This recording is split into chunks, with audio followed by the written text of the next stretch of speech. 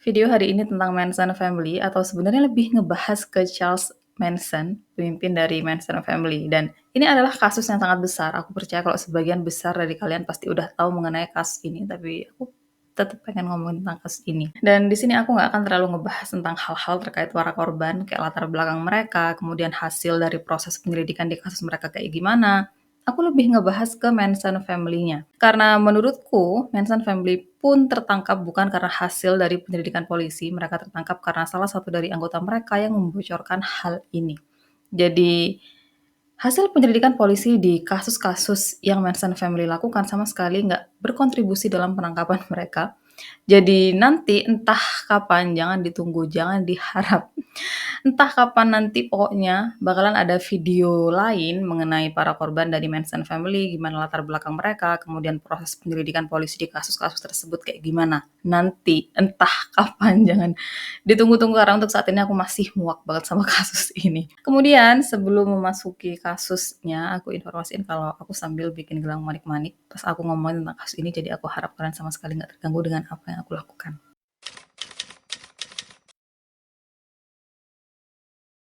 Charles Miles Manson lahir pada 12 November 1934 di Cincinnati, Ohio, Amerika. Orang tuanya adalah Ada Kathleen Maddox dan ayahnya adalah Walker Henderson Scott. Walker adalah seorang penipu. Dia bilang sama orang-orang kalau dirinya adalah seorang kolonel yang faktanya bukan. Ada dan Walker mulai berhubungan saat Ada masih berusia 15 tahun, sementara untuk Walker nggak diketahui berapa usianya, tapi harusnya dia sudah cukup dewasa. Dan nggak lama setelah mereka berhubungan, Eda hamil. Waktu Eda kasih tahu hal ini ke Walker, Walker nih kayak yang aku harus pergi, aku dapat panggilan militer, dan setelahnya dia menghilang begitu aja meninggalkan Eda yang masih berusia 15 tahun hamil anaknya. Kemudian karena tempat tinggal Eda sangat religius, jadi kehamilannya tuh jadi bahan omongan di mana-mana. Dia ada di posisi yang sangat tidak nyaman dan Eda sadar kalau satu-satunya hal yang bisa membuat dia keluar dari situasi tidak nyaman tersebut adalah dengan menikah. Agustus 1934, Eda menikah dengan seorang pria bernama William Manson. Kemudian pada 12 November 1934, disitulah Eda melahirkan Charles, yang setelahnya Charles memakai nama belakang William, nama belakang ayah tirinya. Kemudian karena usia Eda masih sangat muda, meskipun dia sayang sama Charles, tapi pada saat itu dia juga sibuk untuk mencari kebahagiaannya sendiri. Eda sering titipin Charles ke ibunya, terus habis itu dia bakalan keluar bareng sama William untuk senang-senang. 2 tahun setelah menikah, William mengajukan gugatan cerai dengan alasan kalau Eda udah melalaikan tugasnya sebagai seorang istri. Jadi pada saat itu, Eda nih sering banget keluar tanpa izin, berhari-hari tanpa kasih kabar apapun, dan setelah 2 tahun itu William kayak bener-bener udah muak, jadi akhirnya dia mengajukan gugatan cerai. Selama sidang perceraian, Eda sama sekali nggak melakukan bantahan apapun, dia nggak membela diri, kayak dia terima-terima aja diceraikan sama William. Dan karena Charles bukan anak William, jadi pada akhirnya Charles ikut sama Eda, tapi dia tetap mempertahankan nama belakangnya sebagai Manson. Kemudian dari sini ada banyak informasi yang menyebut kalau setelah bercerai dengan William, Eda nih bekerja sebagai PSK, kemudian dia nggak berperan sebagai ibu yang sebenarnya untuk Charles, dia bahkan menukar Charles demi sebuah bir yang itu sama sekali nggak benar. Semua informasi tersebut berasal dari Charles yang waktu dikonfirmasi ke Eda justru menyatakan sebaliknya. Kalau kalian pengen tahu tentang masa kecil Charles berdasarkan informasi dari Charles, kalian bisa cari tahu di tempat lain karena di sini aku informasiin berdasarkan keterangan dari Eda. Kalau informasi yang dari Charles tuh kayak banyak banget berkembang, jadi kalian pasti nggak bakalan susah untuk cari tahu. Jadi menurut Eda, setelah dirinya bercerai, dirinya nggak mencari kerja, tapi dirinya mencari suami. Dan Eda melakukan hal itu bukan untuk hal buruk, dia cuma nggak suka atau nggak tahu gimana caranya kerja, dia lebih suka dibiayain sama seseorang. 2 Oktober 1938, Eda bertunangan dengan seorang pria bernama James Erobi yang dia adalah seorang pencuri. Hubungan tersebut nggak berlangsung lama, karena setelahnya mereka putus.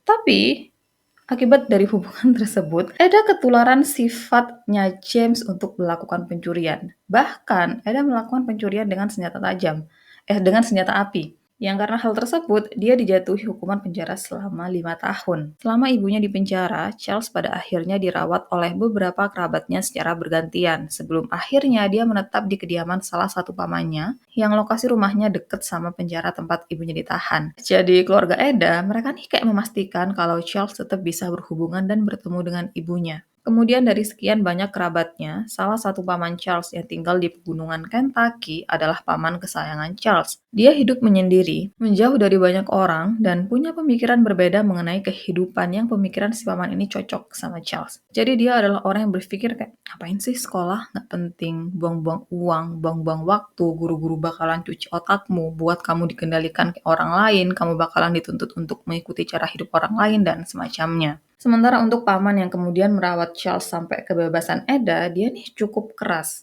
Jadi suatu hari, Charles pulang dalam keadaan nangis karena dia dibully sama teman-temannya. Pamannya nggak suka ngelihat cowok nangis, apalagi cuma karena dibully. Menurut dia, langsung ambilin gaun putrinya. Dia pakaiin itu gaun ke Charles dan besoknya Charles harus pergi sekolah dengan mengenakan gaun tersebut. Yang tentu aja karena hal tersebut Charles makin dibully. Charles sendiri menjadi korban perundungan karena tubuhnya yang sangat kecil dan kurus dibanding teman-teman seusianya. Tapi meskipun Charles adalah korban perundungan, tapi dia bukan anak yang pendiam, bukan anak yang benar-benar nggak bersalah. Dia adalah anak yang cukup nakal. Sesuatu yang kemudian membenarkan tindakan dari teman-temannya yang gangguin dia. Jadi satu waktu, Charles ini diganggu sama anak laki-laki yang bertubuh lebih besar dari dirinya. Dan salah satu sepupunya yang bersekolah di sekolah yang sama dengan dirinya, anak dari paman yang keras itu, dia nggak terima dong sepupunya diganggu sama anak laki-laki yang lebih besar. Jadi akhirnya si sepupunya ini yang namanya adalah Joanne, dia adalah seorang wanita. Dia bantuin Charles, dia berusaha melindungi Charles, dia bahkan gigit jari anak laki-laki yang ukuran tubuhnya lebih besar itu sampai berdarah. Waktu Joanne dipanggil sama pihak sekolah dan ditanya kenapa dia kelahi sama anak tersebut, dia bilang kalau dirinya hanya membela Charles yang diganggu sama anak tersebut. Tapi waktu Charles ditanya sama gurunya, apa benar yang Joanne bilang kalau si Joanne nih belain kamu? Charles bilang kalau dirinya nggak tahu kenapa Joanne ngelakuin hal itu. Jadi setelahnya, Joanne nggak mau lagi bantuin Charles. Setiap kali Charles diganggu, dia diem aja, cuma nonton dan nggak ngapa-ngapain lagi. Kemudian pernah satu waktu, Charles nih ditinggal berdua sama Joanne di rumah, dan Joanne bersihin ranjang. Charles, dia kemudian berantakin ranjang yang udah diberesin sama Joanne. Mau berapa kali pun Joanne minta Charles untuk diem, untuk tenang, Charles sama sekali nggak nurut, dia tetap berantakin apa yang udah diberesin sama Joanne. Karena kesel, Joanne akhirnya seret Charles keluar rumah dan kunci pintu rumahnya. Charles yang nggak terima dengan hal tersebut, dia ambil parang dan rusak pintu rumah Joanne. Waktu pamannya pulang, dia shock dong, ini kenapa pintu rumah jadi rusak kayak begini? Dan dia kemudian tanya sama Charles, yang Charles bilang dirinya hanya membela diri dari Joanne. Saat Eda akhirnya bebas dari penjara pada 1942, Charles mulai tinggal bareng sama ibunya. Yang nanti saat dirinya udah ditangkap karena kejahatan yang dirinya lakukan bersama para anggotanya yang disebut Manson Family, meskipun Charles menjelek-jelekan ibunya, tapi dia menyatakan kalau momen tersebut adalah momen terbaik dalam hidupnya. Momen dirinya tinggal bersama ibunya adalah momen terbaik dalam hidupnya. Untuk Eda, selama Charles tinggal bersama dirinya nih mencoba untuk menjadi ibu yang baik untuk Charles. Dirinya berusaha untuk menebus waktu-waktu yang terbuang karena dirinya di penjara. Jadi Eda mulai mencari pekerjaan, dia pada akhirnya bekerja di sebuah minimarket. Dia juga kemudian mendatangi semacam acara pertemuan untuk para pencandu alkohol yang ingin berhenti kecanduan. Kemudian dia juga masih berusaha mencari suami yang mau untuk membiayai hidupnya dan Charles. Sementara Charles di sisi lain, dia justru bertindak sangat di luar batas. Jadi Charles nih suka bolos, dia juga mulai suka mengganggu anak-anak lain dan dia suka mencuri. Tiap kali dia ketahuan mencuri, dia bakalan bilang kalau bukan aku yang nyuri, orang lain yang nyuri. Dan hal paling fatal yang Charles lakukan, dia membakar sekolahnya. Awalnya Eda berusaha mengendalikan Charles, dia berusaha untuk bersabar dengan semua tindakan Charles, dia bahkan meminta bantuan sama ibunya, sama neneknya Charles, karena Charles ini sayang banget sama neneknya. Tapi semua usaha dan bantuan yang Eda lakukan untuk membuat Charles nggak nakal lagi sama sekali nggak berhasil. Sampai akhirnya Charles membakar sekolahnya dan disitulah Eda kayak benar-benar menyerah sama Charles. Kemudian karena aksi pembakaran sekolah tersebut, Charles harusnya dipenjara. Tapi karena pada saat itu dia masih di bawah umur, masih berusia 9 tahun, dia akhirnya dikirim ke sekolah khusus untuk anak laki-laki nakal. Dan itu kayak sekolah asrama untuk mendidik anak-anak kayak Charles, yang pasti sekolah tersebut bakalan lebih ketat, bakalan lebih keras, dan kayak bisa dibayangin di sekolah umum aja Charles nggak betah, apalagi di sekolah kayak begitu. Beberapa kali Charles diketahui mencoba untuk melarikan diri, sampai akhirnya dia benar-benar berhasil melarikan diri, dan saat dia udah ada di luar, dia pergi ke rumah ibunya. Waktu Charles akhirnya ketemu sama ibunya, dia cerita tentang semua hal yang terjadi di dalam sekolah tersebut. Kalau di sekolah tersebut ada hukuman fisik, kemudian dirinya sering diganggu, dan lain-lain. lain dan Eda merasa sedih dengan apa yang Charles alami di dalam sana, tapi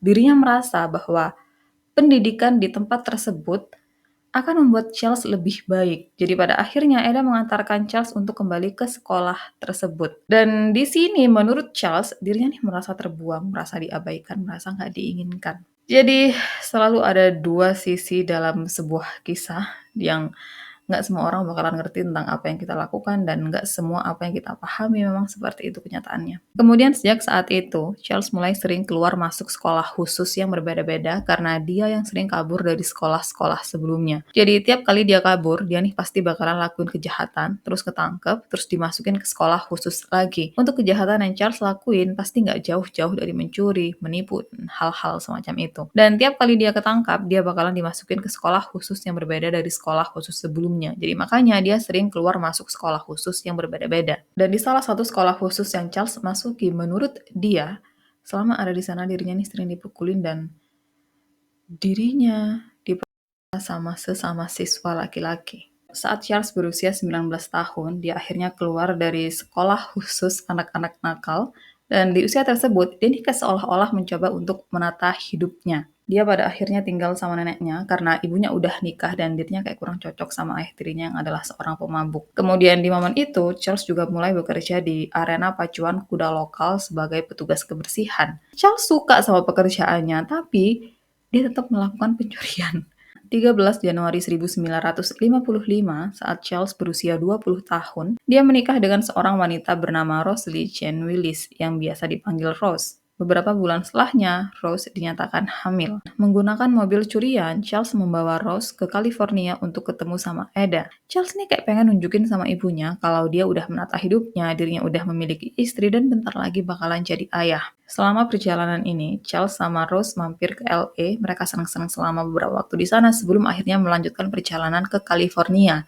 Tapi dalam perjalanan tersebut, polisi lalu lintas mengenali mobil yang Charles kendarai adalah mobil curian. Jadi pada akhirnya, Charles nggak pernah sampai ke rumah ibunya, dia ditahan. Untuk kejahatannya tersebut, awalnya Charles akan dipenjara. Tapi ngelihat kalau istrinya lagi hamil, hakim kemudian memutuskan kalau dia hanya akan dihukum selama 5 tahun untuk masa hukuman percobaan, tapi dalam salah satu kesempatan, dirinya nih gak datang saat waktunya wajib lapor, yang karena hal tersebut, Charles ditahan selama 3 tahun. Dan selama dia ada di penjara, Charles justru belajar gimana caranya menjadi seorang kriminal sejati. Dia belajar gimana caranya jadi germo sama para narapidana yang ada di situ. Dan mereka dengan sukarela mengajarkan Charles tentang gimana caranya cari cewek lemah, entah dalam hal mental, ekonomi, punya daddy issue, dan hal-hal lain yang pada akhirnya gadis-gadis tersebut akan bisa dikendalikan dan dipenuhi kebutuhannya oleh Charles. Kemudian karena gadis-gadis tersebut tujuannya adalah untuk jualan, Charles harus cari gadis-gadis yang suka mendapatkan perhatian dari laki-laki. Mereka juga kemudian mengajarkan Charles tentang gimana caranya mengendalikan cewek-cewek. Kalau Charles harus isolasi mereka dari lingkungan dan orang-orang terdekatnya,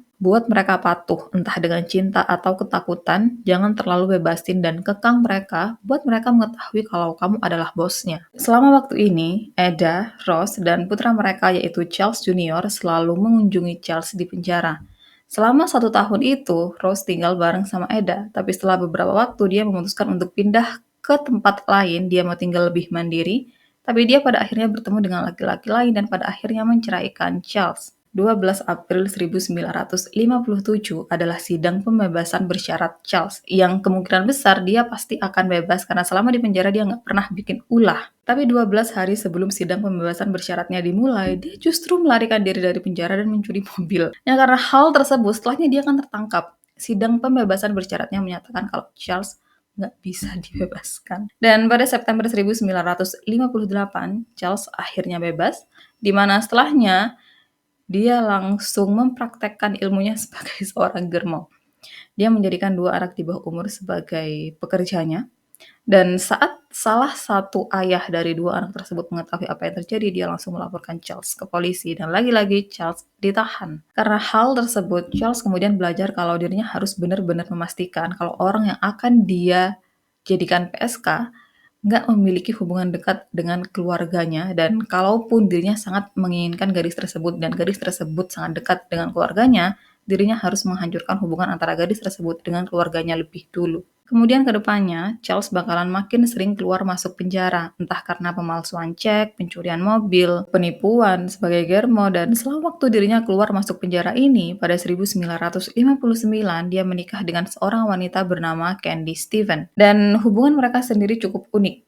Jadi Candy dia sebenarnya adalah salah satu wanita yang dijadikan PSK oleh Charles. Suatu hari, karena entah salah satu kejahatannya yang mana, Charles ini akhirnya disidang, dan Charles kemudian meminta Candy untuk datang ke persidangannya sebagai istrinya. Di persidangan tersebut, sesuai dengan apa yang Charles inginkan, Candy mengaku-ngaku sebagai istrinya dan saat ini dirinya sedang hamil. Karena hal tersebut, hakim yang kasihan akhirnya membebaskan Charles. Dan untuk jaga-jaga, juga untuk makin meyakinkan omongan Candy selama ada di persidangan, mereka berdua akhirnya benar-benar menikah dan Candy akhirnya benar-benar hamil anak Charles. Kemudian karena makin lama Charles makin berulah dan dia bahkan melakukan kejahatan saat dia sedang menjalani masa pembebasan bersyarat, akhirnya hakim memutuskan kalau dia harus dipenjara selama 10 tahun. Dan pada 1963, setelah beberapa waktu Charles ditahan, Candy mengajukan gugatan cerai. Jadi pada akhirnya Eda adalah satu-satunya wanita yang tetap setia di sampingnya Charles. Tapi Charles, dia sama sekali nggak menghargai apapun yang ibunya lakukan. Bahkan pada saat itu, Eda nih sampai pindah ke daerah tempat di mana Charles ditahan, lokasi yang dekat dengan Charles ditahan, karena dia ingin selalu mengunjungi Charles. Dia nggak mau Charles merasa kesepian, merasa dibuang. Dirinya ingin benar-benar menjadi seorang ibu yang baik untuk Charles. Tapi Charles sama sekali nggak melihat hal itu.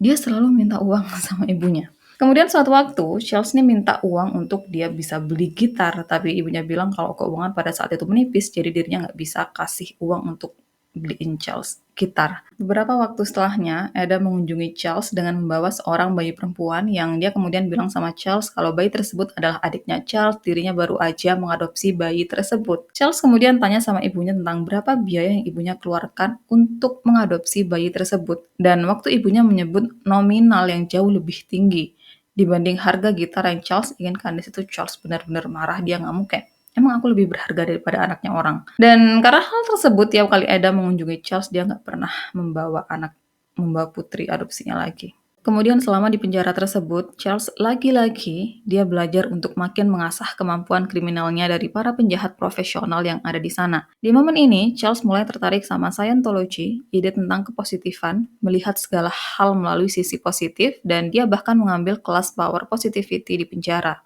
Charles juga kemudian mengasah kemampuannya dalam bermain gitar. Dia mulai menciptakan lagu-lagunya sendiri dan sangat tergila-gila sama The Beatles. Disinilah pada akhirnya Charles bertemu Phil Kaufman, seorang produser Hollywood yang saat itu ditahan karena kepemilikan obat-obatan terlarang. Waktu Phil mendengar nyanyian Charles, dia bilang kalau nyanyian dan suara Charles bagus, tapi permainan gitarnya biasa aja. Dan karena makin lama mereka makin cocok, mereka makin deket, Phil akhirnya ingin membantu Charles dalam mewujudkan impiannya untuk menjadi musisi terkenal. Phil kasih kontak salah satu temennya yang adalah produser musik terkenal. Dia kemudian bilang sama Charles, ntar kalau kamu bebas, kamu temuin temanku ini karena dia pasti bakalan mau untuk mengorbitkan kamu. Tapi saat kamu ketemu sama temanku ini, kamu harus pastikan kalau nyanyianmu udah bagus, lagu-lagumu udah sempurna, matengin dulu, persiapin semuanya dulu, nggak usah buru-buru. 1967, setelah 7 tahun ditahan, akhirnya Charles mendapatkan pembebasan bersyarat. Dan sebelum bebas, dia kayak mohon-mohon sama petugas penjara. Dia bilang kalau dirinya nggak mau dibebaskan, dirinya udah nyaman di penjara, tolong jangan bebasin aku. Tapi tentu aja omongannya nggak diturutin, kayak, apa dia kayak lebih nyaman di penjara kali ya, karena nggak usah mikirin makannya gimana, tidurnya gimana. Kemudian setelah bebas, Charles sama sekali nggak mendengarkan omongan Phil kalau dia harus mempersiapkan dengan matang-matang musiknya, karena dia nih langsung temuin temennya Phil, dan dia langsung dibawa ke studio rekaman. Tapi waktu temennya Phil ini dengerin nyanyiannya Charles, dengerin musik-musiknya, dengerin lagunya, semuanya benar-benar berantakan. Charles sangat tidak siap dengan penampilannya pada saat itu, jadi dia kehilangan momen untuk menjadi musisi terkenal.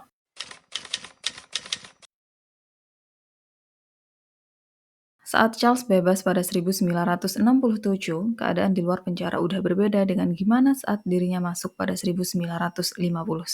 Jadi sejak pertengahan 1960-an, para remaja, anak-anak muda pada saat itu sedang melalui tren hippie yang juga mereka sebut sebagai era flower child. Mereka menggaungkan hal-hal tentang perdamaian, cinta, kebebasan, dan mereka mengekspresikan diri lewat seni, musik, mode, spiritual yang gimana mereka menunjukkan semua itu berbeda dengan apa yang ditampilkan oleh generasi sebelumnya. Pada tahun itu juga, orang-orang Amerika mulai menyuarakan anti kekerasan dan mereka mulai berdemo agar perang Vietnam dihentikan. Banyak komunitas yang setelahnya bermunculan, kayak komunitas anti kekerasan, komunitas yang mengkritik pemerintah, komunitas yang mendorong kehidupan bebas, komunitas yang nggak peduli dengan sistem, dan komunitas-komunitas lainnya. Nah, Charles, dia banyak bergabung dengan komunitas-komunitas ini, karena dia merasa kalau mereka sepemahaman dengan dirinya yang menginginkan gaya hidup bebas dan semaunya. Kemudian karena kesukaannya bermain gitar, Charles mulai main musik di jalanan dan orang-orang bakalan kumpul kelilingin dia untuk dengerin musik dan nyanyiannya. Tapi tentu aja Charles nggak bisa hidup hanya dengan bernyanyi. Kebutuhan-kebutuhan pokoknya tetap harus terpenuhi. Disinilah Charles kemudian bertemu Mary Brunner, seorang asisten pustakawan berusia 23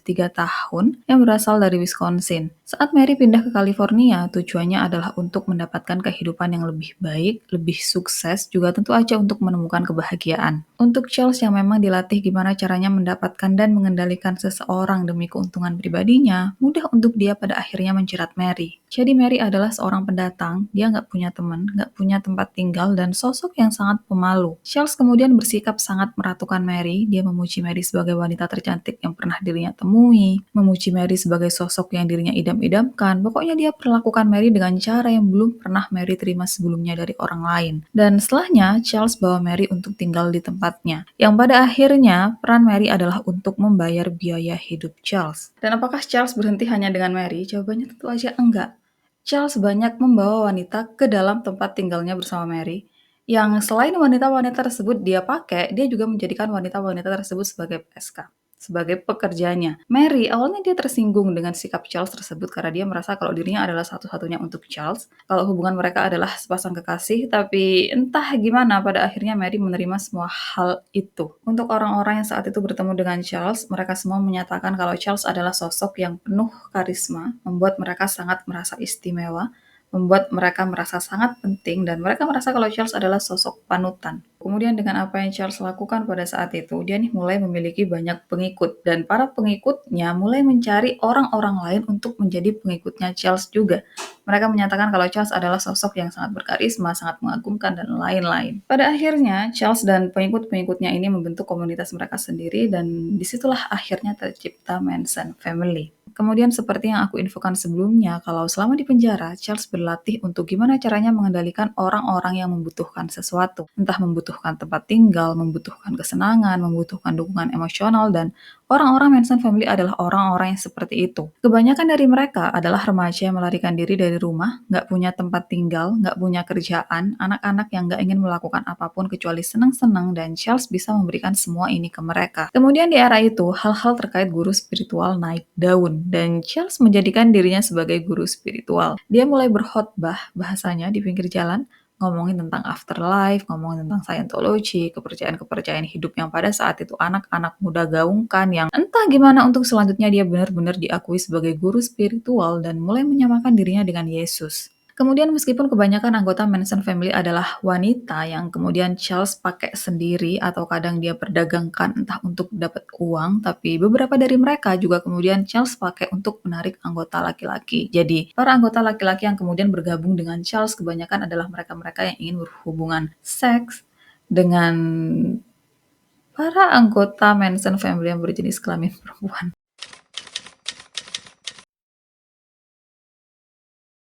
Musim panas 1967, Manson Family meninggalkan San Francisco untuk menuju LA. Di sini, Charles yang suka bermain musik benar-benar ingin menjadi seorang musisi, ingin dirinya dan lagu-lagu ciptaannya dikenal. Jadi akhirnya dia makin banyak menciptakan lagu, mainin di pinggir jalan, ditonton oleh banyak orang. Maret 1968, dua anggota Manson Family yang adalah wanita jalan-jalan di Sunset Boulevard, LA. Setelah beberapa waktu, mereka mulai berdiri di pinggir jalan untuk cari tumpangan. Disinilah Dennis Wilson, member grup The Beach Boy, lihat mereka berdua dan kasih tumpangan. Tapi mereka berdua bukan diantar ke tempat tinggal Manson family, justru dibawa sama Dennis ke rumahnya yang setelahnya mereka pesta bareng di situ. Dan selama waktu tersebut, dua wanita ini selalu ngomongin Charles ke Dennis, bilang kalau Charles adalah sosok guru spiritual yang sangat luar biasa, yang sangat mengagumkan, kalau dia adalah penuntun jiwa mereka, dan pokoknya intinya mereka sangat mengagung-agungkan namanya Charles di depan Dennis pada saat itu. Setelahnya, dua gadis tersebut kembali ke tempat Manson family tinggal dan mereka langsung cerita sama Charles kalau mereka baru aja ketemu sama Dennis Wilson yang bahkan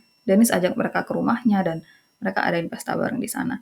Waktu denger itu, Charles langsung kayak, Dennis Wilson, anggota The Beach Boy, kalian harus antar aku ke rumahnya, aku harus ketemu sama dia karena mungkin dia adalah pintu untuk aku bisa menjadi seorang musisi sukses. Jadi setelahnya, dua wanita tersebut mengantarkan Charles juga semua anggota Manson family ke rumahnya Dennis. Dennis awalnya shock karena kenapa tiba-tiba ada banyak orang yang datang ke rumahnya, siapa gitu kan, dan dia nggak kenal sama sekali kan sama kebanyakan dari mereka sampai akhirnya dia ngelihat dua cewek yang sebelumnya diajak ke rumahnya dan di situ kayak kalian mau apa?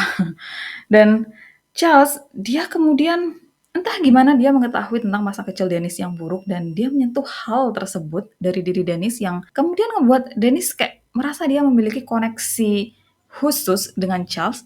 Jadi selanjutnya, Dennis sama Charles entah gimana tiba-tiba jadi akrab, tiba-tiba jadi deket.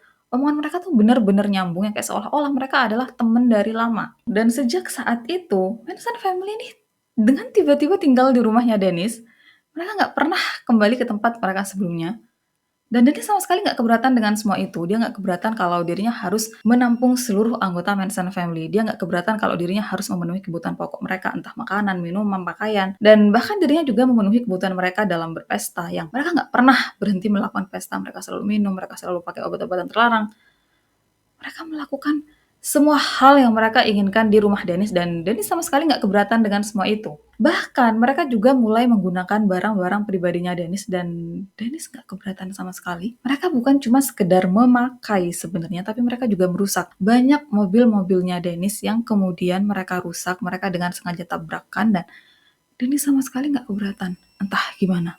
Kemudian tujuan Charles berhubungan dengan Dennis kan karena dia pengen jadi seorang musisi, karena dia melihat kalau Dennis akan bisa membuat dirinya terhubung dengan orang-orang dari industri musik Hollywood. Dan Dennis berusaha melakukan ini, dia berusaha memperkenalkan Charles dengan banyak produser musik, dia bawa Charles ke studio rekaman, dia melakukan banyak hal untuk membuat impian Charles terkabul. Tapi nggak ada satupun orang di industri musik Hollywood pada saat itu yang tertarik sama Charles, mereka justru menunjukkan dengan jelas kalau mereka nggak suka dan sangat terganggu dengan kehadiran Charles. Meskipun begitu, Dennis tetap bawa Charles kemanapun, bahkan waktu dia lagi rekaman sama The Beach Boy, waktu dia kumpul sama teman-teman bandnya, dan Charles mulai menunjukkan kalau seolah-olah dirinya adalah bagian dari The Beach Boy. Anggota atau member The Beach Boy lain, mereka nih nggak ada yang suka sama Charles dan mereka selalu mendorong Dennis untuk menjauh dari Charles, untuk usir Manson family karena mereka cuma manfaatin kamu tapi Dennis sama sekali nggak mendengarkan.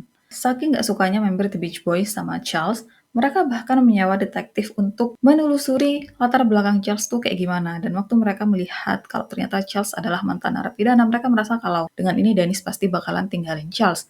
Jadi mereka kasih bukti-bukti tersebut ke Dennis, tapi di situ Dennis justru seneng karena ternyata Charles emang pernah cerita ke dirinya kalau si Charles ini adalah seorang narapidana, adalah mantan narapidana.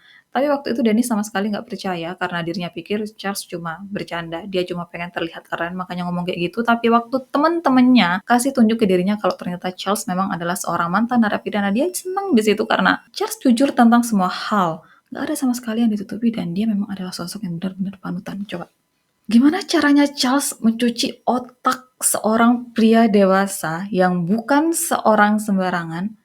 Gimana caranya dia melakukan hal seperti itu sampai Dennis kayak benar-benar patuh dan menerima semua hal yang Charles lakukan. Suatu hari, Dennis pergi tur sama teman-teman bandnya, sama The Beach Boys selama 1 minggu. Dan selama 1 minggu itu, Manson family tetap tinggal di rumahnya Dennis. Mereka bahkan memegang kredit card Dennis. Dan itu kredit card emang atas nama Dennis, tapi hal-hal terkait keuangan, pembayaran, dan lain-lain itu tuh diurus sama label rekamannya. Waktu Dennis pulang, label rekamannya nih langsung tanya ke Dennis, kok seminggu kemarin kamu keluarin uang banyak banget, padahal kamu nih pergi tur, harusnya kamu nggak keluarin uang sebanyak itu. Waktu Dennis lihat berapa pengeluarannya dalam 1 minggu kemarin, Dia syok karena pengeluarannya sebesar $800 dan itu $800 pada tahun 1968. Bayangkan betapa besarnya nilainya pada saat itu. Dan Dennis akhirnya mulai mengecek berapa pengeluaran yang dia habiskan selama Manson family tinggal di kediamannya. Dan dia tambah syok karena ternyata nilainya lebih dari $100.000. $100.000 pada tahun 1968.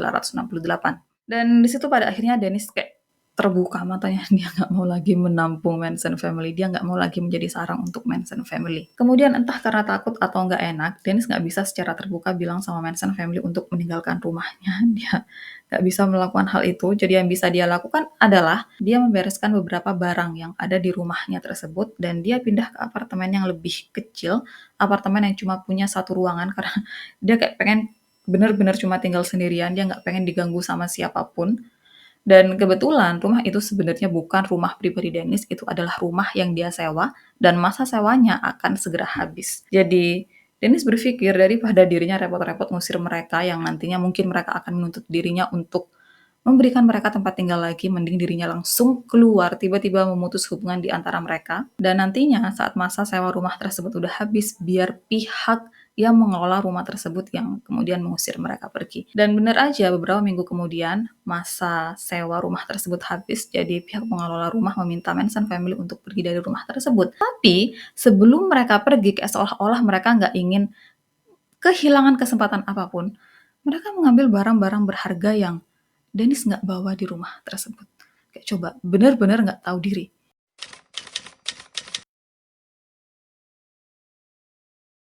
Agustus 1968, seorang anggota Manson family menemukan kediaman baru untuk mereka, tempat tinggal yang disebut Spahn Ranch. Spahn Ranch adalah sebuah peternakan tua yang pernah menjadi lokasi syuting untuk film Hollywood, dan tempat itu dimiliki oleh seorang pria tua buta berusia 80 tahun, yaitu George Spahn. Waktu Manson family akan tinggal di sana, George mengizinkan. Mereka boleh tinggal di sana, tapi mereka harus membantu dirinya di peternakan kudanya, juga membantu untuk mengurus propertinya. Dan dirumorkan pada saat itu, alasan lain George menerima Manson family karena salah satu anggota Manson family ditugaskan untuk melayani George. Lokasi Spahn Ranch sendiri cukup terpencil, cukup jauh dari pemukiman penduduk, dan Charles dia nih mulai mengisolasi diri juga para pengikutnya. Dia nggak mengizinkan adanya TV, nggak mengizinkan adanya jam, kalender. Mereka nggak boleh tahu apapun, mereka nggak boleh tahu waktu. Selama ada di tempat tersebut, mereka harus hanya fokus untuk bersenang-senang, entah dengan pesta, minum, seks, narkoba. Hanya seperti itu, dan kalaupun mereka harus tahu sesuatu, itu hanya harus bersumber dari dirinya. Kemudian, di tempat tersebut Charles selalu mengadakan semacam acara ritual, jadi dia bakalan duduk dan dikelilingin sama para anggotanya yang duduk melingkari dirinya, dan Charles kemudian bakalan ngomong tentang hal-hal yang dia percaya, hal-hal yang dia inginkan agar para pengikutnya mempercayai dan berpandangan sama kayak dirinya. Jadi Charles percaya kalau sebentar lagi bakalan terjadi perang ras yang sangat besar antara orang-orang kulit putih dan orang-orang kulit hitam, di mana orang-orang kulit hitam yang kemudian akan memenangkan perang tersebut. Dan dia juga kemudian bilang sama para pengikutnya kalau masyarakat adalah organisasi yang sangat korup. Dia juga kemudian membicarakan hal-hal terkait afterlife, kalau setelah kematian ada kehidupan, dan kegelapan akan melanda dunia. Dan dirinya adalah orang yang akan menuntun mereka menuju sebuah harapan, menuju sebuah cahaya dan jalan kebenaran. Nabi kah?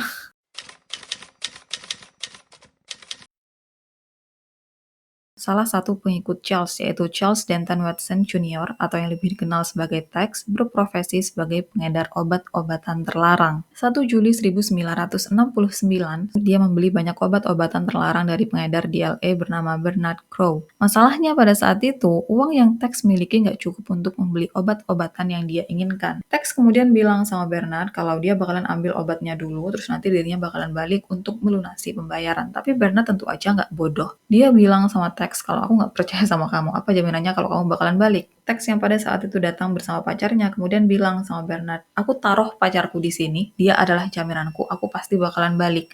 Dan Bernard setuju. Pada akhirnya, Tex pergi dengan membawa obat-obatan terlarangnya dan dia meninggalkan pacarnya di tempat orang asing yang entah kenapa dia melakukan hal itu dan entah kenapa pacarnya mau-mau aja ditinggal sama Tex. Karena akhir dari hal ini adalah Tex nggak pernah kembali, dia membiarkan pacarnya ada di tempat tersebut. Beberapa waktu kemudian, Bernard menghubungi kediaman Manson family. Dan di situ, dia kan taunya namanya Tex adalah Charles. Jadi waktu dia menelpon kediaman Manson family, ya dia bilang kalau dirinya mau ngomong sama Charles. Sementara di Manson family, Charles ya adalah Charles Manson. Mereka nggak tahu kalau namanya Tex aslinya tuh adalah Charles. Kemudian, waktu Bernard akhirnya ngobrol sama Charles Manson, di situ Bernard langsung bilang kalau Charles harus segera lunasin uang pembelian obat-obatan terlarangnya karena kalau enggak dirinya bakalan hancurin Manson family dan semua wanita yang ada di situ. Charles kemudian perintahin salah satu anggotanya, yaitu Thomas Wallerman atau yang biasa dipanggil TJ, untuk mendatangi Bernard untuk menyelesaikan apa yang perlu diselesaikan pada saat itu. Dan TJ benar-benar pergi untuk menemui Bernard. Waktu TJ berhadapan dengan Bernard, dia kayak bingung juga harus menyelesaikan gimana, karena kan yang salah adalah Tex yang nggak bayar uang pembelian obat-obatannya ke Bernard. Jadi di situ, TJ kemudian bilang sama Charles kalau dirinya nggak bisa menyelesaikan apa yang harus diselesaikan. Charles kemudian datang ke tempatnya Bernard dan tiba-tiba aja dia menembak Bernard. Terus langsung pergi begitu aja dengan membawa pacarnya Tex. Besoknya, informasi mulai tersebar kalau Bernard ditembak, dia meninggal, dan dia adalah anggota geng Black Panther. Geng orang-orang kulit hitam yang itu adalah geng cukup besar pada saat itu. Waktu Charles mengetahui hal ini, dia benar-benar ketakutan. Dia takut kalau dirinya bakalan dikejar dan dihabisin sama Black Panther. Karena hal tersebut, Charles kemudian meminta bantuan dari geng motor bernama The Stray Satan untuk menjaga mereka. Dan sebagai gantinya atau sebagai bayarannya, para anggota dari geng motor tersebut diizinkan untuk tidur sama cewek manapun yang mereka inginkan di Manson family. Kemudian suatu hari, Distrik Setan nih mau pakai obat-obatan terlarang. Dan salah satu anggota Manson family yaitu Robert Kenneth Bosolil atau yang biasa dipanggil Bobby, dia nih kemudian bilang sama mereka kalau dirinya punya kenalan yang adalah seorang pemasok, namanya adalah Gary Hinman, dan dirinya bisa menghubungi Gary untuk jadi pemasok mereka. Anggota geng motor tersebut kemudian memberikan uang mereka ke Bobby untuk beliin mereka obat-obatan, dan akhirnya Bobby pergi. Waktu obat dikasih ke para anggota geng motor dan mereka mulai mengkonsumsi obat-obatan terlarang tersebut, mereka merasa kalau kualitas dari obat-obatan terlarang tersebut jelek, jadi mereka minta uang mereka balik. Dan kalau seandainya permintaan mereka nggak diturutin, mereka bakalan habisin semua orang di Manson family. Charles kemudian suruh Bobby dan dua anggota Manson family, yaitu Mary Brunner dan Susan Atkins, untuk temuin Gary untuk balikin uang pembelian obat-obatan sebelumnya. Waktu mereka bertiga sampai rumah Gary, mereka minta Gary untuk balikin uang yang dikasih pas beli obat, dan Gary menolak karena uangnya udah nggak ada, uangnya udah dirinya pakai. Jadi dirinya nggak bisa balikin uang tersebut. Gary juga kemudian bilang sama mereka kalau nggak ada masalah sama kualitas obatnya, itu adalah kualitas obat yang sangat bagus. Tapi tentu aja Bobby dan Susan juga Mary, mereka tetap menuntut untuk Gary mengembalikan uang sebelumnya. Cekcok sempat terjadi, mereka bahkan sempat kelahi saat Gary akan mengambil pistol dari salah satu anggota Manson family yang pada saat itu bawa pistol. Dan pada akhirnya, meskipun Gary berusaha segimanapun, dia tetap kalah karena yang dia lawan adalah 3 orang, meskipun duanya adalah wanita. Gary kemudian diikat, yang setelahnya dia bilang sama mereka bertiga kalau dirinya benar-benar nggak bisa balikin uang tersebut karena uang tersebut benar-benar udah habis. Tapi dia kemudian bilang kalau mereka boleh ambil 2 mobilnya pada saat itu, dan harga dari 2 mobil tersebut bisa menutupi uang dari pembelian obat-obatan terlarang sebelumnya. Bobby kemudian menghubungi Charles bilang kalau Gary nggak bisa balikin uangnya, tapi dia mau untuk menyerahkan 2 mobilnya sebagai ganti rugi. Dan Charles dia kemudian bilang kalau aku bakalan pergi ke sana. Charles, dia tiba-tiba datang. Tiba-tiba langsung dobrak pintu, datang dan langsung lukain telinganya Gary. Yang bahkan telinga kirinya Gary ini hampir putus karena pisau yang dibawa sama Charles untuk lukain dia pada saat itu. Dan ada 2 versi untuk apa yang terjadi setelahnya. Untuk versi pertama, setelah melukai Gary, Charles kemudian pergi dengan mobilnya Gary, dan satu mobilnya Gary lagi kemudian dibawa sama satu orang anggota Manson family yang pada saat itu datang bersama Charles. Kemudian setelah Charles pergi dengan mobil-mobilnya Gary, Gary ini minta sama mereka untuk dibawa ke rumah sakit, telinganya hampir copot, dirinya harus segera dirawat, tapi Bobby nggak mengizinkan, atau Bobby dan 2 cewek-cewek itu juga nggak mengizinkan Gary untuk pergi ke rumah sakit. Justru, Mary sama Susan, mereka nih berusaha untuk menemukan kotak P3K di rumahnya Gary, dan mereka mengobati telinga Gary seadanya. Karena kesel udah mobilnya diambil, telinganya dilukain, dan sekarang dirinya mau ke rumah sakit nggak dibolehin. Gary kemudian bilang sama mereka kalau dirinya pasti bakalan laporin hal ini ke polisi. Bobby, yang dia pada saat itu mungkin entah ketakutan atau panik atau entah gimana, dia langsung pakai pisau yang sebelumnya Charles pakai untuk melukai telinganya Gary untuk menusuk Gary sebanyak 2 kali. Susan juga Mary, mereka kemudian membekap wajahnya Gary pakai bantal yang setelah beberapa waktu Gary kemudian meninggal. Kemudian untuk versi kedua, setelah Charles melukai telinganya Gary, di situ Bobby langsung ngerasa kalau udah terlambat untuk mereka mundur, udah terlambat untuk nggak mungkin nggak terjadi apa-apa di situ. Jadi, dengan tiba-tiba dia langsung mengambil pisau di tangannya Charles dan menusuk Gary berkali-kali sampai meninggal. Setelah Gary meninggal, dengan menggunakan darahnya Gary, Bobby menggambar jejak kaki Black Panther di dinding rumah Gary. Dan beberapa menyatakan kalau hal tersebut atas perintah Charles, tapi beberapa menyatakan kalau Bobby berinisiatif sendiri. Dan hal tersebut dilakukan biar saat polisi menyelidiki kasus tersebut dan melihat ada jejak kaki hewan Black Panther di situ, polisi akan melihat kalau, oh mungkin itu adalah tanda dari si pelaku yang adalah anggota Black Panther. Jadi mereka mengarahkan tindakan yang pada saat itu mereka lakukan ke geng Black Panther, geng yang Charles khawatirkan akan mengejar dan menghabisi dirinya.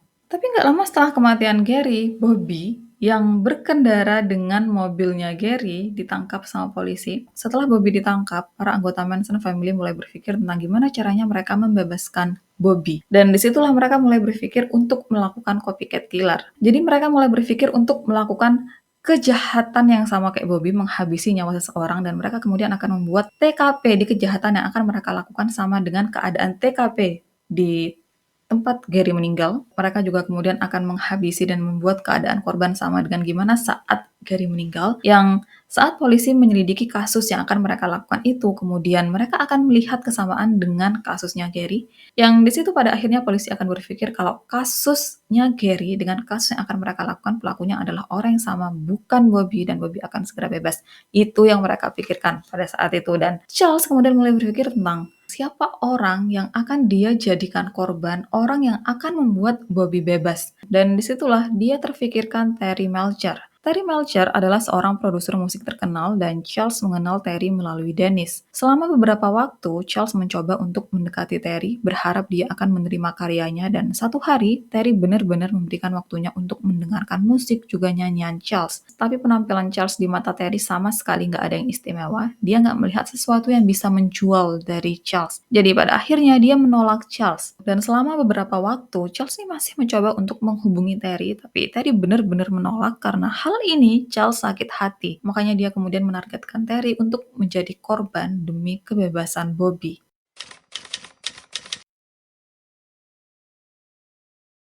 8 Agustus 1969, Tex pergi untuk melakukan apa yang Charles rencanakan terkait Terry, dan Charles meminta Patricia, Linda, dan Susan untuk menemani Tex. Kemudian sebelumnya aku informasiin lebih dulu tentang tempat tinggal Terry, tujuan Tex. Jadi, saat Charles masih deket sama Dennis, beberapa kali Dennis mempertemukan Charles dengan Terry, dan mereka kadang pergi ke rumahnya Terry. Beberapa anggota Manson family juga kemudian ikut ke rumah Terry, jadi beberapa dari anggota Manson family mengetahui lokasi rumah Terry, dan Tex dia tahu rumah Terry di mana. Sekitar akhir 1968 atau awal 1969, Terry pindah dari kediamannya dan pada akhirnya rumah tersebut disewa oleh pasangan suami istri Roman Polanski dan Sharon Tate. Roman adalah seorang sutradara film, produser, penulis skenario, dan aktor, sementara Sharon adalah aktris. Pada saat pindah, Sharon sedang hamil. Kemudian di awal kepindahan mereka, Charles yang masih mengejar-ngejar Terry agar menerima dirinya sebagai penyanyi, berkali-kali datang ke rumah tersebut dan berkali-kali juga diinformasikan kalau Terry udah nggak lagi tinggal di sana. Yang setelah beberapa waktu, Charles juga anggota Manson family lain tahu di mana tempat tinggal baru Terry. Dan beberapa kali mereka ke sana, di mana hal ini dibuktikan dengan Charles yang pernah satu kali mencoba mencuri barang Terry di kediaman barunya. Beberapa menyatakan kalau alasan Tex pada malam itu pergi ke rumah Sharon karena dia nggak tahu rumah tersebut udah nggak ditinggali sama Terry, tapi faktanya enggak. Tex tahu rumah tersebut udah nggak didiami sama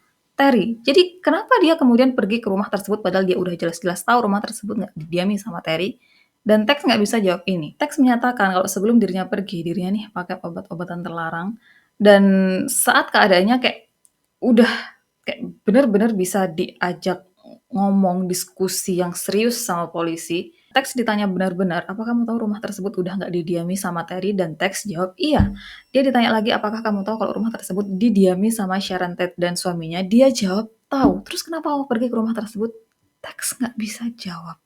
Dia juga nggak ngerti kenapa pada malam itu dia pergi ke rumah Sharon dan menghabisi semua orang yang ada di dalam sana.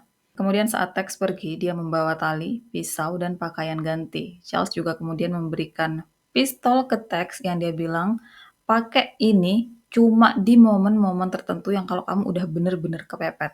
Sementara untuk tiga wanita yang pergi bersama Tex, mereka pada malam itu nggak tahu mereka nih mau pergi kemana, mau ngapain.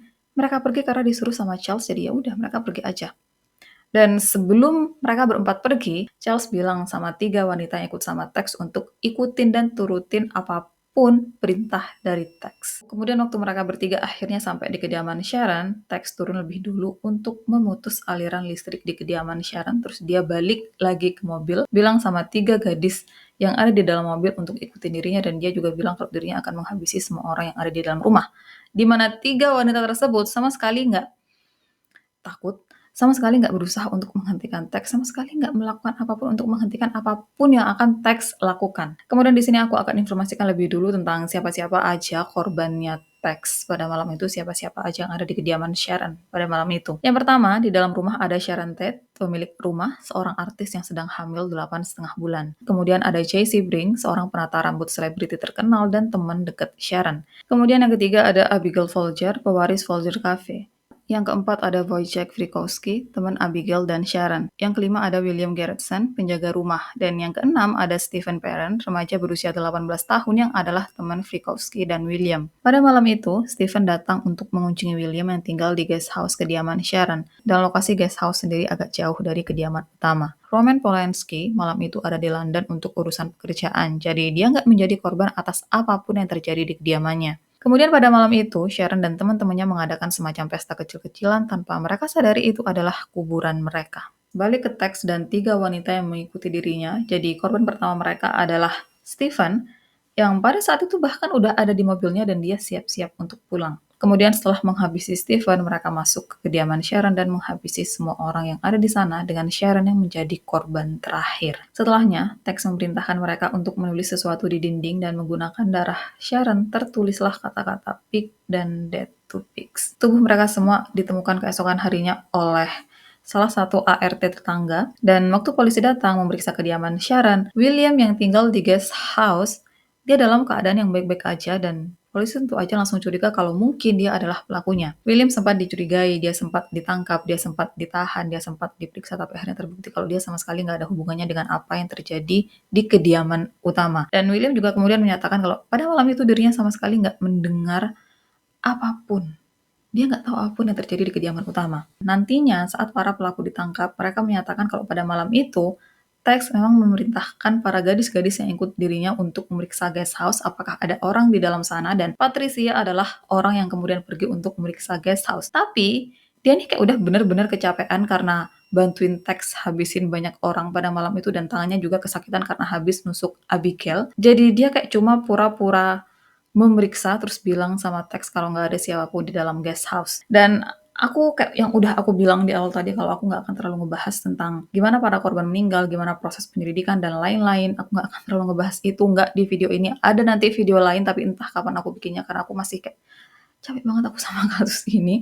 Di sini aku cuma bakalan fokus sama sama Charles dan Manson family. Kemudian setelah kematian orang-orang di kediaman Sharon, berita ini langsung jadi berita yang sangat besar, langsung jadi berita yang sangat heboh, dan para anggota Manson family sama sekali nggak menduga kalau ini kemudian jadi kasus yang sangat besar diberitakan di mana-mana, dan itu bukan tujuan mereka melakukan hal itu. Kemudian karena Charles merasa bahwa apa yang mereka lakukan di kediaman Sharon nggak sesuai dengan apa yang seharusnya terjadi, di mana mereka nggak menghubungkan kasus Sharon dengan kasus Bobby, di mana seharusnya kan kematian orang-orang yang ada di kediaman Sharon nantinya polisi hubungkan dengan kematian Gary. Tapi mereka nggak meninggalkan apapun di sana yang bisa membuat polisi menghubungkan kasus Sharon dengan kasus Gary. Jadi pada akhirnya menurut Charles, mereka harus melakukan kejahatan lain yang kali ini dirinya bakalan ikut untuk memastikan kalau kasus yang akan mereka lakukan akan membuat polisi berpikir kalau pelaku di kasus tersebut sama dengan pelaku di kasus Gary. Dan disinilah mereka menargetkan pasangan LaBianca. Charles kemudian mengumpulkan semua pelaku di kasus Sharon, dan dia juga kemudian menambahkan 2 orang untuk ikut berpartisipasi dalam kasus LaBianca. 2 orang tersebut adalah Clem Grogan dan Leslie Van Houten. Sebelum mereka pergi untuk menghabisi pasangan LaBianca, mereka mengkonsumsi obat-obatan terlarang. Dan kali ini semua orang yang pergi pada saat itu tahu maksud dan tujuannya apa. Dan sekarang kenapa pasangan LaBianca? Jadi beberapa waktu sebelumnya, Manson family ini tinggal di kediaman seorang pria bernama Harold True, di mana Harold tetanggaan sama LaBianca. Selama Manson family tinggal di kediaman Harold, mereka kan suka mabuk, suka bikin pesta, suka ribut-ribut, dan pasangan LaBianca sama sekali nggak suka hal-hal seperti itu, jadi mereka melapor ke polisi. Mereka melaporkan kalau tetangganya ini bikin gaduh, dan itu bukan tangga, bahkan itu adalah tamu dari tetangganya. Jadi pada akhirnya polisi mendatangi Manson family dan meminta mereka untuk pergi dari rumah Harold. Karena hal inilah Manson family dendam sama LaBianca. Kemudian awalnya saat mereka sampai di kediaman LaBianca, Tex sama Charles adalah orang yang pertama kali turun. Mereka masuk ke kediaman LaBianca, mereka ikat mereka berdua, terus tutupin wajahnya pakai sarung bantal. Charles kemudian keluar, dia menuju mobilnya dan dia bilang sama Leslie juga Patricia untuk masuk dan bantuin Tex. Yang disitulah mereka bertiga kemudian menghabisi pasangan LaBianca. Kemudian menggunakan darah korban, Patricia menulis di dinding Helter Skelter. Padahal harusnya dia menulis Helter Skelter, dan aku akan menjelaskan nanti mengenai Helter Skelter. Dan selain itu mereka juga kemudian menulis Rise dan Dead to Pigs di dinding rumah keluarga LaBianca. Setelah menghabisi pasangan LaBianca, Charles membawa para pengikutnya ke sebuah rumah di pantai Venice. Yang tepat di sebelahnya adalah gedung dari The Straight Satan, dan mereka ada di sana sampai jam 4 pagi. Banyak rumor yang berkembang mengenai kenapa mereka semua ada di sana pada malam itu. Ada yang bilang kalau mereka ada di sana untuk menghabisi nyawa orang lain. Kemudian ada juga yang bilang kalau mereka di sana untuk bayar hutang. Ada juga yang bilang kalau mereka di sana untuk meminta perlindungan dari Black Panther yang masih menghantui pikiran Charles. Dan uang yang dipakai entah untuk membayar hutang, entah untuk membayar mereka demi melindungi mereka dari Black Panther adalah uang yang mereka dapatkan dari kediaman LaBianca.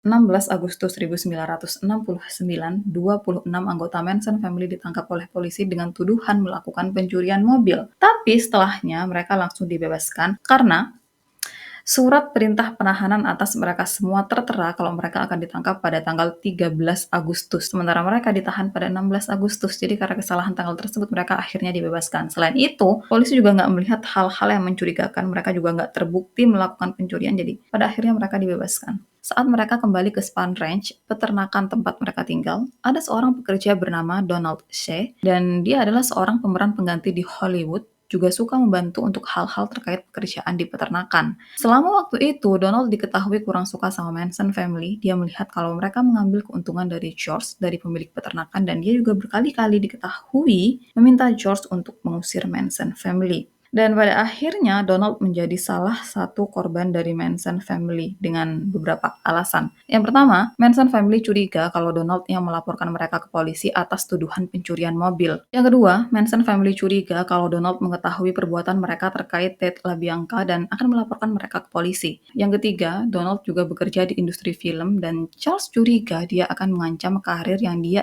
inginkan sebagai musisi di Hollywood. Dan yang keempat, Donald bukan bagian dari Manson family. Dia nggak bisa dikendalikan dan nggak menyukai mereka, jadi dia perlu disingkirkan. 26 Agustus, Donald dihabisi oleh Manson family. Oktober 1969, George yang mulai merasa nggak nyaman dengan keberadaan Manson family di peternakannya meminta mereka untuk keluar. Dan pada akhirnya, 2 anggota Manson family yaitu pasangan Rob dan Dorothy Barker, mereka nih memiliki lahan di dekat Spahn Ranch, yang lahan tersebut kemudian disebut atau mereka beri nama Barker Ranch, dan pada akhirnya Manson family tinggal di Barker Ranch. 12 Oktober 1969, polisi lagi-lagi melakukan penangkapan ke-24 anggota Manson family karena lagi-lagi mereka diduga melakukan pencurian mobil. Dan selama proses penyelidikan berlangsung, mereka kan ada di dalam penjara. Susan, dia kemudian membocorkan ke teman satu selnya kalau Manson family adalah pelaku untuk kasus Ted LaBianca. Salah satu orang di dalam sel tersebut kemudian menginformasikan hal ini ke polisi. Jadi, setelahnya terbongkar apa yang mereka lakukan di kasus Ted LaBianca. Dan nggak lama kemudian, kematian Donald C. juga diketahui dan tubuhnya juga kemudian ditemukan dalam keadaan terpotong-potong. Dia dikubur di dekat Spahn Ranch.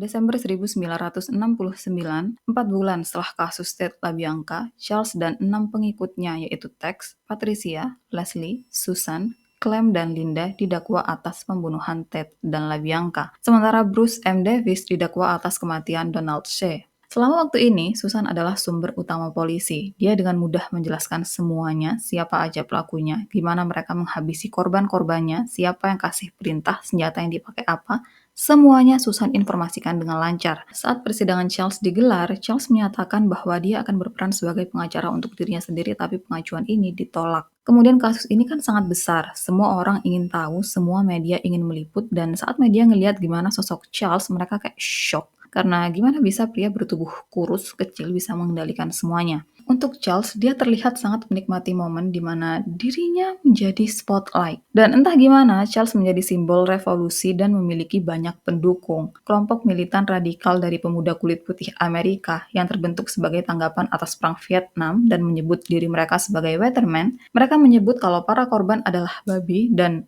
perut Leno LaBianca itu kan ditusuk pakai garpu. Pada saat pimpinan Weathermen kayak memberikan semacam orasi ke orang-orang, mereka yang mendengarkan orasinya kemudian bakalan angkat jari mereka ke atas, yang itu adalah simbol atau tanda dari garpu yang ada di perutnya Leno. Charles juga kemudian memiliki banyak penggemar wanita kayak, kenapa?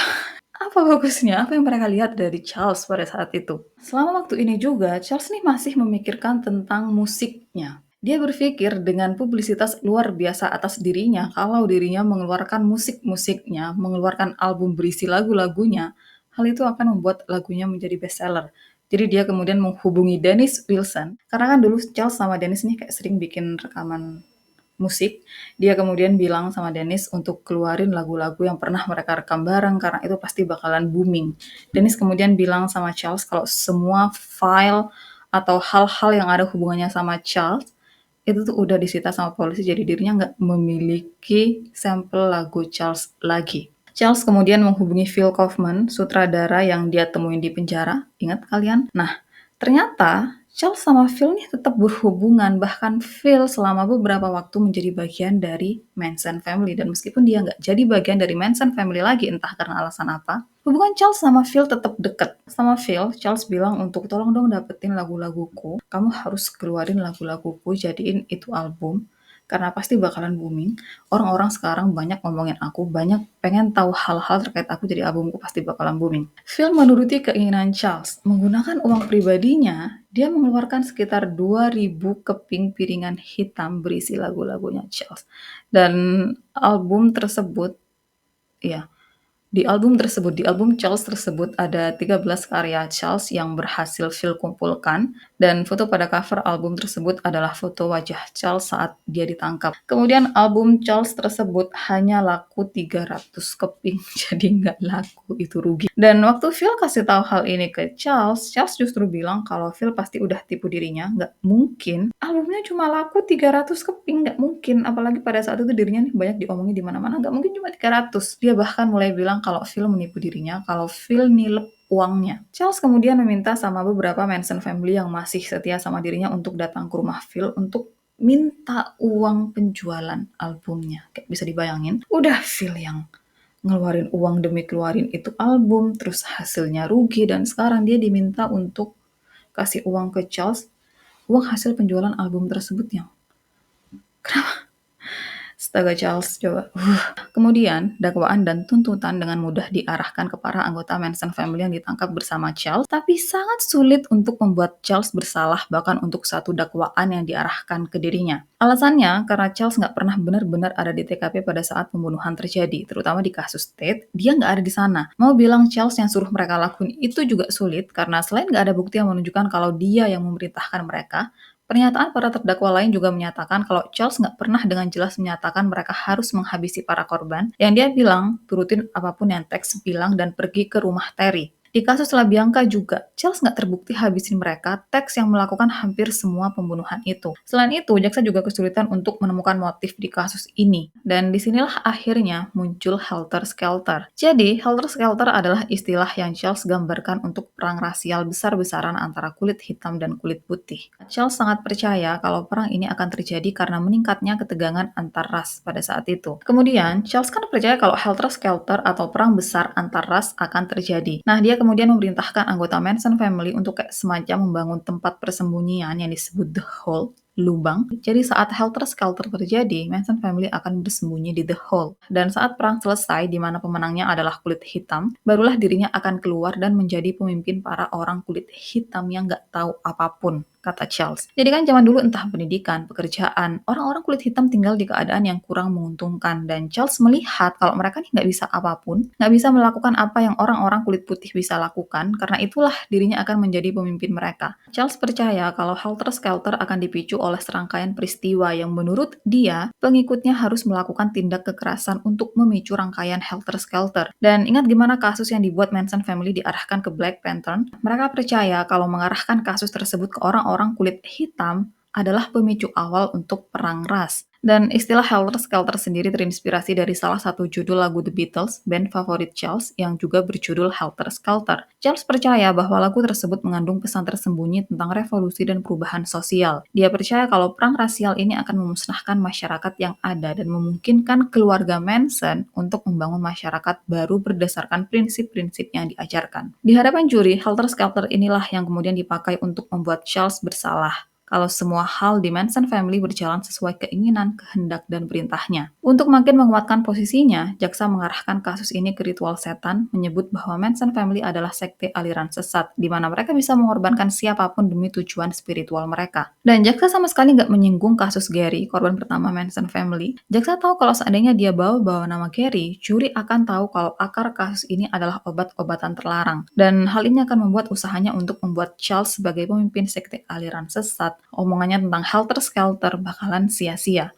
Charles tentu aja nggak bakalan dilihat sebagai orang bersalah dan ada kemungkinan dia akan dibebaskan kalau kasus Gary juga diangkat di kasusnya Charles. Untuk pengacara Charles, dia melakukan pembelaan dengan menyatakan kalau Charles mengalami masalah mental, jadi dia meminta pemeriksaan psikiater. Dan ini adalah langkah yang bagus sebenarnya, karena Charles bakalan dapat pengurangan hukuman atau bahkan dia akan dibebaskan dengan alasan kesehatan mental. Tapi waktu Charles dengar pengacaranya ngomong kalau dirinya punya masalah mental, di situ Charles benar-benar bertindak seperti orang gila. Dia nggak terima dirinya dibilang gila. Dia meminta agar pengacaranya diganti, minta agar dirinya mendapatkan pengacara yang sesuai keinginannya dan hakim mengabulkan. Kemudian dalam persidangannya, Bernard muncul dan di situ Charles benar-benar shock kayak, bukannya kamu udah mati, kenapa kamu tiba-tiba muncul dan jadi saksiku? Dan di situ Bernard kemudian menjelaskan kalau dirinya pura-pura mati saat Charles menembak dirinya. Yang waktu akhirnya Charles pergi, dirinya akhirnya pergi ke rumah sakit dan dia mendapat perawatan selama 18 hari. Bernard kemudian memberikan kesaksian tentang gimana gilanya Charles, tentang